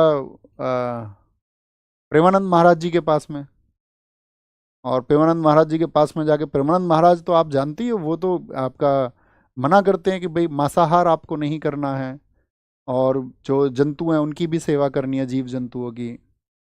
लेकिन उसके कुछ समय बाद में बी प्राक का इंटरव्यू हुआ लल्लन टॉप पर। बी प्राक के इंटरव्यू में उनसे सवाल पूछा गया कि भाई साहब आपके पास जूते कितने हैं? बोले 500 जोड़ी हैं, लेदर के भी, सब तरह के उन्होंने बताया अपना। तो नहीं बदला ना अपना जीवन, चमड़े का तो तब भी पहन रहे हैं ना। अब लोग आपको उसमें राय देंगे, बोले चमड़ा भी है, मृत जानवर का भी तो हो सकता है, तुम्हें क्या गारंटी है? तुम्हारे पास क्या प्रूफ है इस बात का कि सिर्फ मृत का ही है वो, जीवित का भी हो सकता है? मतलब ऐसी तो बात है ना, जीवित किसी को जबरन मारा गया हो एक स्वाभाविक मौत होती है, एक है कि जबरन मारा गया किसी जानवर को, उसकी चमड़ी उतारी गई, तब आप कैसे तय करोगे? तो माइंडसेट चेंज नहीं हुआ ना। और सोशल मीडिया पर दिखाने के लिए ये महाराज जी के पास चले गए हैं, अब एक अच्छी छवि बन जाएगी, लोग बोलेंगे यार बड़े भक्ति करने वाले लोग हैं, ये तो मतलब अच्छे लोग हैं। होता ना ये, लोगों का माइंडसेट बदलता है देख के, क्योंकि लोगों को पीछे की पिक्चर नहीं पता होती है, उनको तो जितना दिखाओ उतना पता होता है। इसलिए तुरंत से जज नहीं करना है, एकदम से जज नहीं करना है, ओके, किसी भी चीज को। कथक बताएं कहाँ का है? कथक फटाफट से, यूपी का, यूपी का, यूपी का। अन्य नाम है नटवरी कथाकारों का नृत्य। यानी कि ये किससे संबंधित है? जो कथा बोलने वाले लोग होते हैं, कथा, कथक। कहाँ का है? यूपी का है। यह राधा कृष्ण की कथाओं पर आधारित। राधा कृष्ण कहाँ के थे? वो साथी यूपी के ही थे। घुंघरू और चक्कर इस नृत्य की प्रमुख विशेषताएं। ड्रेस में देखिए घुंघरू और चक्कर, चक्कर चक्कर चक्कर चक्कर चक्कर, 10-20 चक्कर में मार दूं तुमको चक्कर आ जाएंगे। घुंघरू और चक्कर, क्या बोलेंगे भैया? इतने चक्कर मार दिए उसने घुंघरू पहन के कि थक गई। कथक, कथक। एक कहानी सुनाने के लिए, कथा क्योंकि इसका नाम ही है, एक कथा सुनाने के लिए इस नृत्य का प्रयोग होता है। इसे पढ़ंत कहा जाता है। क्या बोलते हैं इसको? इसको पढ़ंत कहा जाता है। कथक नृत्य की वेशभूषा अनारकली या लंबी कमीज चूड़ीदार के साथ होती है। बोलेंगे जी कथक, ये ड्रेस क्या है? अनारकली और लंबी चूड़ीदार कमीज के साथ में। यह नृत्य जो है साथी आपका बहुत इंपॉर्टेंट है। यह नृत्य लखनऊ घराना, देखिए अभी आपने घराने नहीं पढ़े हैं, हम आपको थोड़ा सा बता देते हैं। घराने का मतलब होता है जहां से जिस विधा की उत्पत्ति हुई है, संगीत की उत्पत्ति हो चाहे किसी वाद्य यंत्र की उत्पत्ति हुई हो, जिस घराने से हुई है, जो उसका केंद्र था, उस जगह को बोलते हैं घराना। तो ये देखें आप यहाँ पर लखनऊ घराना, लखनऊ कहाँ पे पड़ता है? यूपी में। जयपुर घराना राजस्थान में, बनारस यूपी में, और रायगढ़ आपका छत्तीसगढ़ का। यानी कि ये नॉर्थ के हैं। कहाँ के हैं? सारे के सारे नॉर्थ के। और एकमात्र नॉर्थ में क्या होता है? वो कथक होता है। क्या होता है? कथक होता है। तो जितने भी घराने, कभी भी पूछेगा किससे जुड़े हुए हैं, जैसे लखनऊ घराना पूछ लिया एग्जाम में कि लखनऊ घराने का किससे संबंध है, तो लखनऊ आपका होगा यूपी में पड़ता है। और यूपी का एक ही क्लासिकल डांस है कथक, किसी और पे ध्यान जाना ही नहीं चाहिए आपका। कथक की शास्त्रीय शैली को 20th सेंचुरी में लेडी लीला सूखे ने रिवाइव किया, यानी कि इसने भी अपनी पहचान खोई थी। इसके प्रमुख विषय वैष्णववाद से जुड़े हुए हैं। वैष्णववाद यानी भगवान कृष्ण से संबंधित हो गए। इसका वर्तमान स्वरूप मुगल परंपरा पर आधारित है। मुगल परंपरा, ये देखिए जरा ध्यान से, मुगल परंपरा से क्या मतलब है? मुगल परंपरा तो यानी कि एक कहा जाता है कि किस पर, किस नृत्य पर इस्लामिक, इस्लामिक प्रभाव है। इस्लामिक प्रभाव, क्योंकि मुगलों ने जो शासन किया था मुख्य रूप से कहाँ किया था? उत्तर भारत में किया था। मुगल जानते हो ना, बाबर से लेके 1526 से लेकर 1857 तक कौन थे? मुगल। तो वो आपका यूपी में रहे। आपका होगा यूपी में किस जगह पर थे? वो आगरा में मुख्य रूप से थे, यानी नॉर्थ में उनका प्रभाव ज़्यादा था। तो मुगल परंपरा से प्रभावित कौन सा है? तो वो नॉर्थ का ही होगा भैया। तो नॉर्थ का कौन सा है? कथक है। कॉमन सी बात है, कॉमन सी बात है बच्चों। कथकली, कथकली कहाँ का है? केरल का। यह पुरुषों द्वारा किया जाता है। क्या बोलेंगे? अब तो कुछ महिलाएं इसको करने लगे। पुरुषों द्वारा किया जाता है। रामायण महाभारत इसके आधार है। अक्सर पुराणों वगैरह की कहानी दिखाई जाती है। नायक जो होता है इसमें पाचा होता है। कौन होता है? पाचा। जैसे मैं जब केरल गया तो मैंने इस डांस को देखा वहां जा करके, तो उस दिन हुई थी जो कहानी थी वो जरासंध की। जरासंध का वध किसने किया था? भीम ने। भीम ने किया था ना। तो उसमें नायक कौन है? भीम है। और जरासंध कौन है उसमें? आपका विलेन है, विलेन। तो ऐसे स्टोरी होती है, तुमने देखे भी होंगे, मुंह को बहुत सारा रंग लेते हैं, बच्चे को तो डरावना सा चेहरा लगेगा एकदम, बहुत सारा मेकअप होता है, बहुत सारा मेकअप। ठीक है, क्या बोलेंगे यहाँ पर? तो जो इसका नायक होता है उसको बोलते हैं पाचा, हीरो को। और खलनायक को कहा जाता है कथी, उसी नाम पर, कथी। इसमें चेहरे का हाव भाव का प्रदर्शन किया जाता है। देखें आंख वाँख ऐसे इधर उधर घुमाते रहते हैं वो, हाँ जी भैया। नाट्य स्थान जो थिएटर होता है उसको बोलते हैं कुट्टम पालम।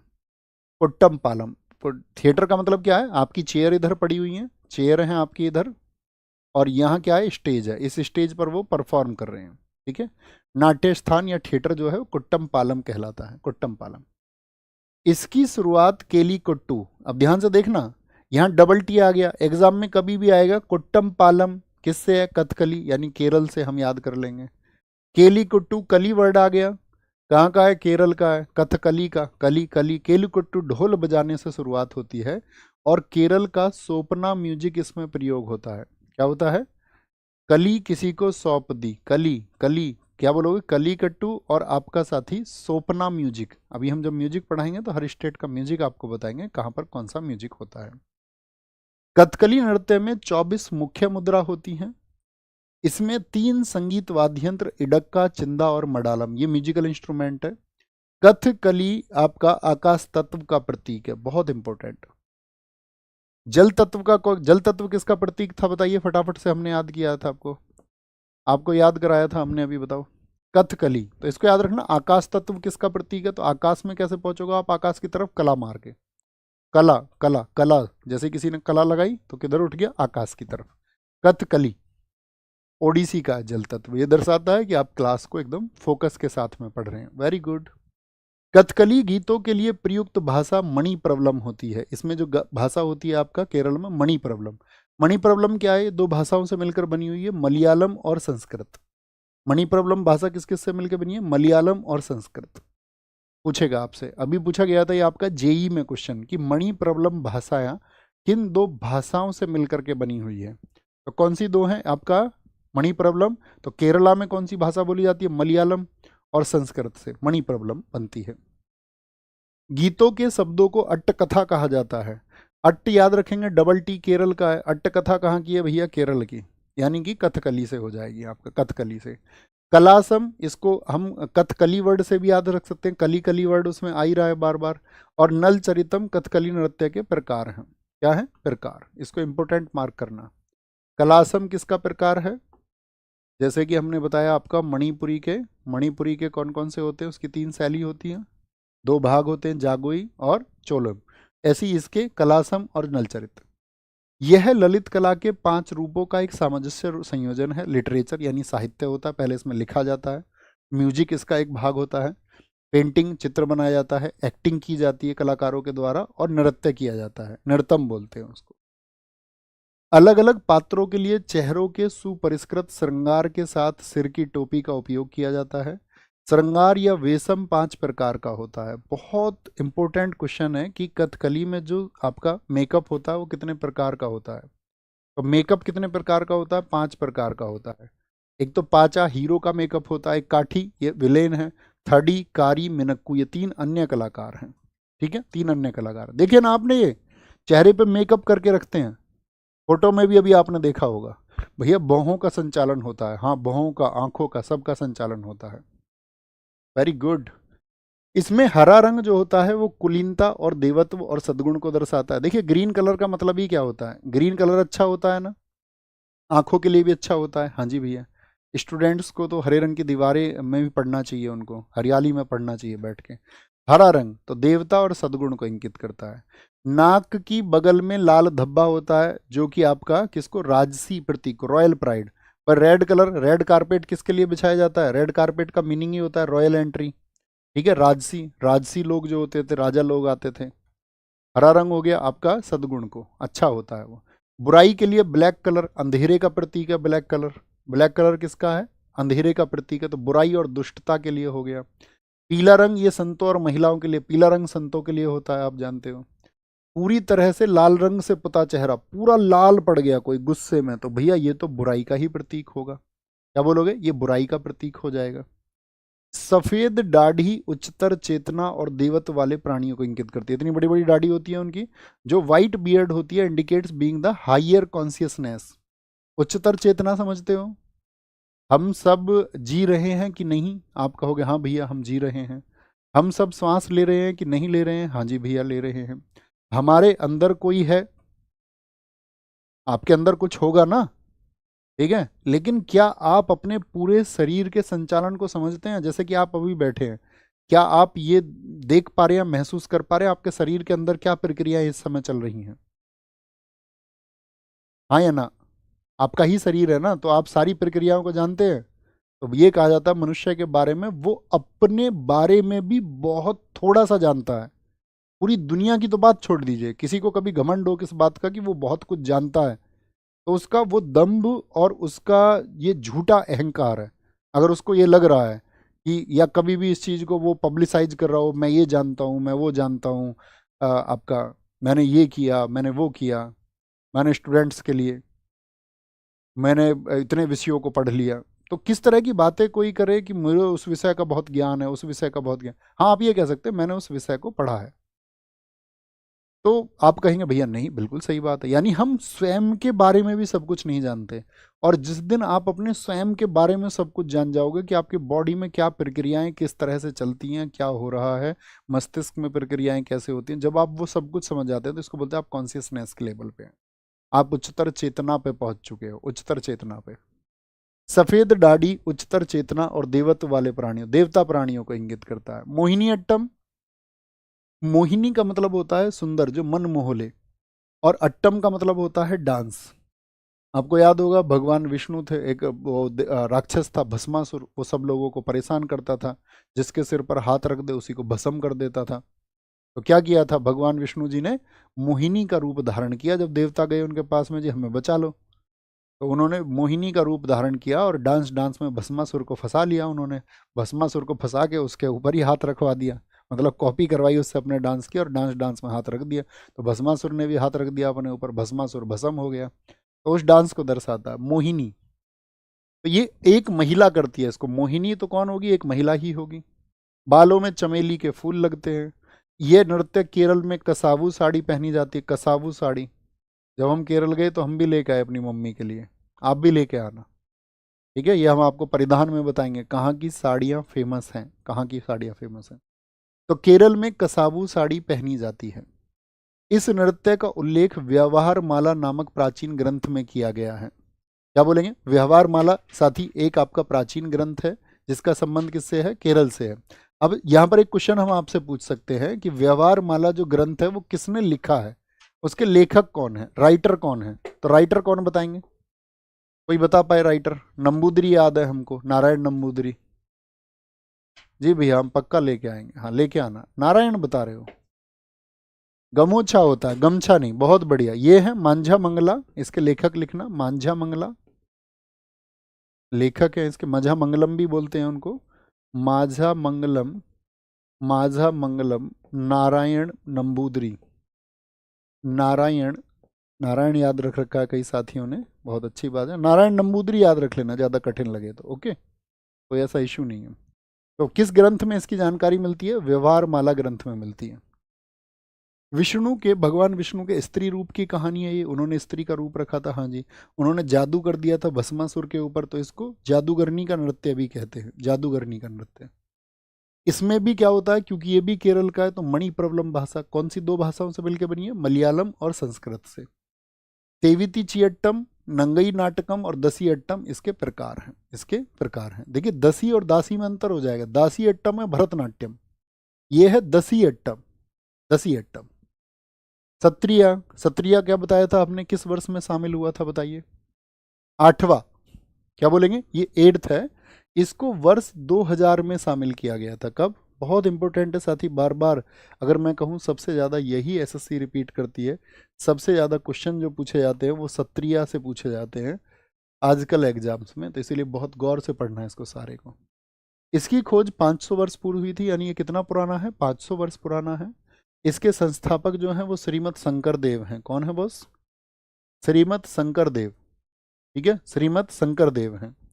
असम के वैष्णव मठों में विकसित नृत्य है ये, असम के वैष्णव मठों में। सत्रिया को अंकिया नाट के प्रदर्शन के लिए लाया गया। ये अंकिया नाट क्या है भैया? अंकिया नाट एक फोक डांस होता है, ये हम आपको लोक नृत्यों में पढ़ाएंगे कि जब अंकिया नाट का परफॉर्मेंस होता है तो उसके लिए सत्रिया को लाया गया। जब इस नृत्य को पुरुष करता है तो इसको भांगी, और जब स्त्री करती है तो सीमांगी कहलाता है। किस डांस को? सत्रिया को। पुरुष भांगी और स्त्री, स से याद रखना, स्त्री और स से ही सीमांगी, ठीक है। पुरुष को याद रख लेना ऐसे, भांगी, भांग से याद रख लो। तो है त्योहारों पर यह नृत्य भोकोट पुरुष भिक्षुओं द्वारा किया जाता है। बहुत टाइम साथ ये रिपीट हुआ है कि भोकोट का संबंध किससे है? भोकोट का, भोकोट का, भोकोट कौन होते हैं? आपका पुरुष भिक्षुक होते हैं। भिक्षुक तो समझते हैं, जो भिक्षा मांगते हैं, भिक्षा मांगते हैं, ठीक है, भिक्षा मांगते हैं। इसमें बोरगीत संगीत का प्रयोग होता है। तो ये आसाम का याद रखना। आसाम तो यार बोर हो रहे थे, आज शाम बोर हो गए थे, और कुछ इंतजाम कर लो, बस कोई बहाना मत बनाना, बहो ना भाग, ठीक है, कोई बहाना मत बनाना। तो ये आज शाम से है। बोरगीत संगीत है, ये हम संगीत में भी पढ़ेंगे। और बाहोना भाग ये भगवान कृष्ण की कहानियों पर आधारित है। माटी अखोरा, माटी मतलब मिट्टी, और अखाड़ों का मतलब होता है अखाड़ा। तो मिट्टी के जो अखाड़े होते हैं, इसका संबंध भी सत्रिया नृत्य से है। इसका अर्थ है मिट्टी पर व्यायाम करना, मिट्टी में अखाड़ा करना। माटी अखोरा, ठीक है। आज शाम को क्या होगा? मिट्टी में अखाड़ा होगा, मिट्टी में अखाड़ा होगा। माटी अखोरा, माटी अखोरा, ओके। क्या बोलेंगे? माटी अखोरा होगा। बड़ा ध्यान से थम्स अप करिए, बात क्लियर है, बात क्लियर है। एक साथ ही ये अपना आप लिख लीजिए, अपने टास्क में इसको लिखिए। विनय सर आप सब लोगों के लिए इस संडे में सुबह 8 बजे 200 क्वेश्चन कराने वाले हैं इकोनॉमिक्स के लिए। और आप एसएससी का कोई भी एग्जाम देने जा रहे हो, या बाकी कोई भी स्टेट एग्जाम देने जा रहे हो जिसमें आपका पूछी जाती हो इकोनॉमिक्स, जिसमें आपका इकोनॉमिक्स को पूछा जाता हो, उसके लिए याद रख लेना कब होगी? संडे में होगी साथी, आपका संडे क्लास होगी, और 8 बजे होगी, 8 बजे, ठीक है, इसी चैनल पर होगी। तो इस संडे हमने आपसे कहा था हम सब्जेक्ट वाइज आपको कराएंगे ये फैकल्टीज़ के साथ में। तो इकोनॉमिक्स क्योंकि आपको विनय सर ने ही पढ़ाई है, और वो ज़बरदस्त इकोनॉमिक्स पढ़ाते हैं, इस बात में कोई डाउट नहीं है। आप सब लोगों ने इकोनॉमिक्स की क्लास की है ना पूरी? इकोनॉमिक्स के साथ 49 क्लासेस उन्होंने आपको कराई थी, आई थिंक 49। तो उन्होंने मतलब बैंकिंग से शुरू करके आपको सब कुछ बहुत विस्तार से और अच्छे से पढ़ाया था, है ना। वो रिवीजन करते रहा करो, आपका मतलब आपको होना चाहिए 2 3 4 टॉपिक का रिवीजन आपको करना है। तो संडे तैयार रहना, अपने नोट्स में लिख लीजिए 8 बजे, अपने अलार्म मोबाइल में दीवार पे लिख लीजिए कि 8 बजे भैया तैयार रहेंगे। और जब सर इस क्लास को कराएंगे, इसका शेड्यूल भी हम आपको उससे पहले क्या बोलेंगे, आपका उससे पहले हम आपको बता देंगे कि भाई, या सर की क्लास में बता देंगे, सर एक शेड्यूल लगा करके कि और कौन कौन सी क्लासेस कब कब किस टाइम पर होंगी। हम सबसे टाइम ले लेंगे एक बार, जिनके लिए जो सूटेबल टाइम होगा, जब वो फ्री होंगे तो आपको वो क्लास करा देंगे, ओके। यहाँ पर आएंगे। एकाहार्य किस भारतीय शास्त्रीय नृत्य शैली के एकल कलाकार? एकाहार्य, एक है क्या? भारत, एक है भारत। बताओ जी। अलारीपू भारत के निम्नलिखित में से किस शास्त्रीय नृत्य का एक नृत्य है? शास्त्रीय नृत्य का, तो अलारीपू की शुरुआत, भरतनाट्यम की शुरुआत अलारीपू से, तिल्लाना पर वो खत्म होता है। जागोई भारतीय शास्त्रीय नृत्य के निम्नलिखित में से किस रूप की एक प्रमुख शैली? वो जागी रहती है, किसको लेके? मणि को लेके, कहीं कोई मणि ना चुरा ले, मणि ना चुरा ले। शास्त्रीय नृत्य और राज्य का कौन सा एक युग्म सही है? बताइए। भरतनाट्यम क्या कर्नाटक का है? नहीं, तमिलनाडु का है। कथक यूपी का है। कथकली उत्तर प्रदेश का है क्या? नहीं, केरल का है। सत्रिया असम का है। किसका है? असम का है। भामाकल्पम शास्त्रीय नृत्य नाटिका किस भारतीय शास्त्रीय नृत्य से संबंधित है? भामाकल्पम की रचना सिद्धेंद्र योगी, और सिद्धेंद्र योगी किससे संबंधित है? किसके आदि गुरु कहे जाते हैं? कुचिपुड़ी के, कुचिपुड़ी के। भारत के निम्नलिखित शास्त्रीय नृत्य रूपों में से कौन सा नृत्य संगीत और अभिनय का मिश्रण है और कहानियों का नाट्यकरण करता है, जो अधिकतर भारतीय महाकाव्यों से अनुकूलित है? बताएंगे जी। जो इनका मिश्रण है, ये तो कथकली है, नृत्य संगीत और अभिनय का मिश्रण करता है। या तो कुचिपुड़ी होगा, कुचिपुड़ी यानी कथकली होगा, इसका आंसर कथकली होगा।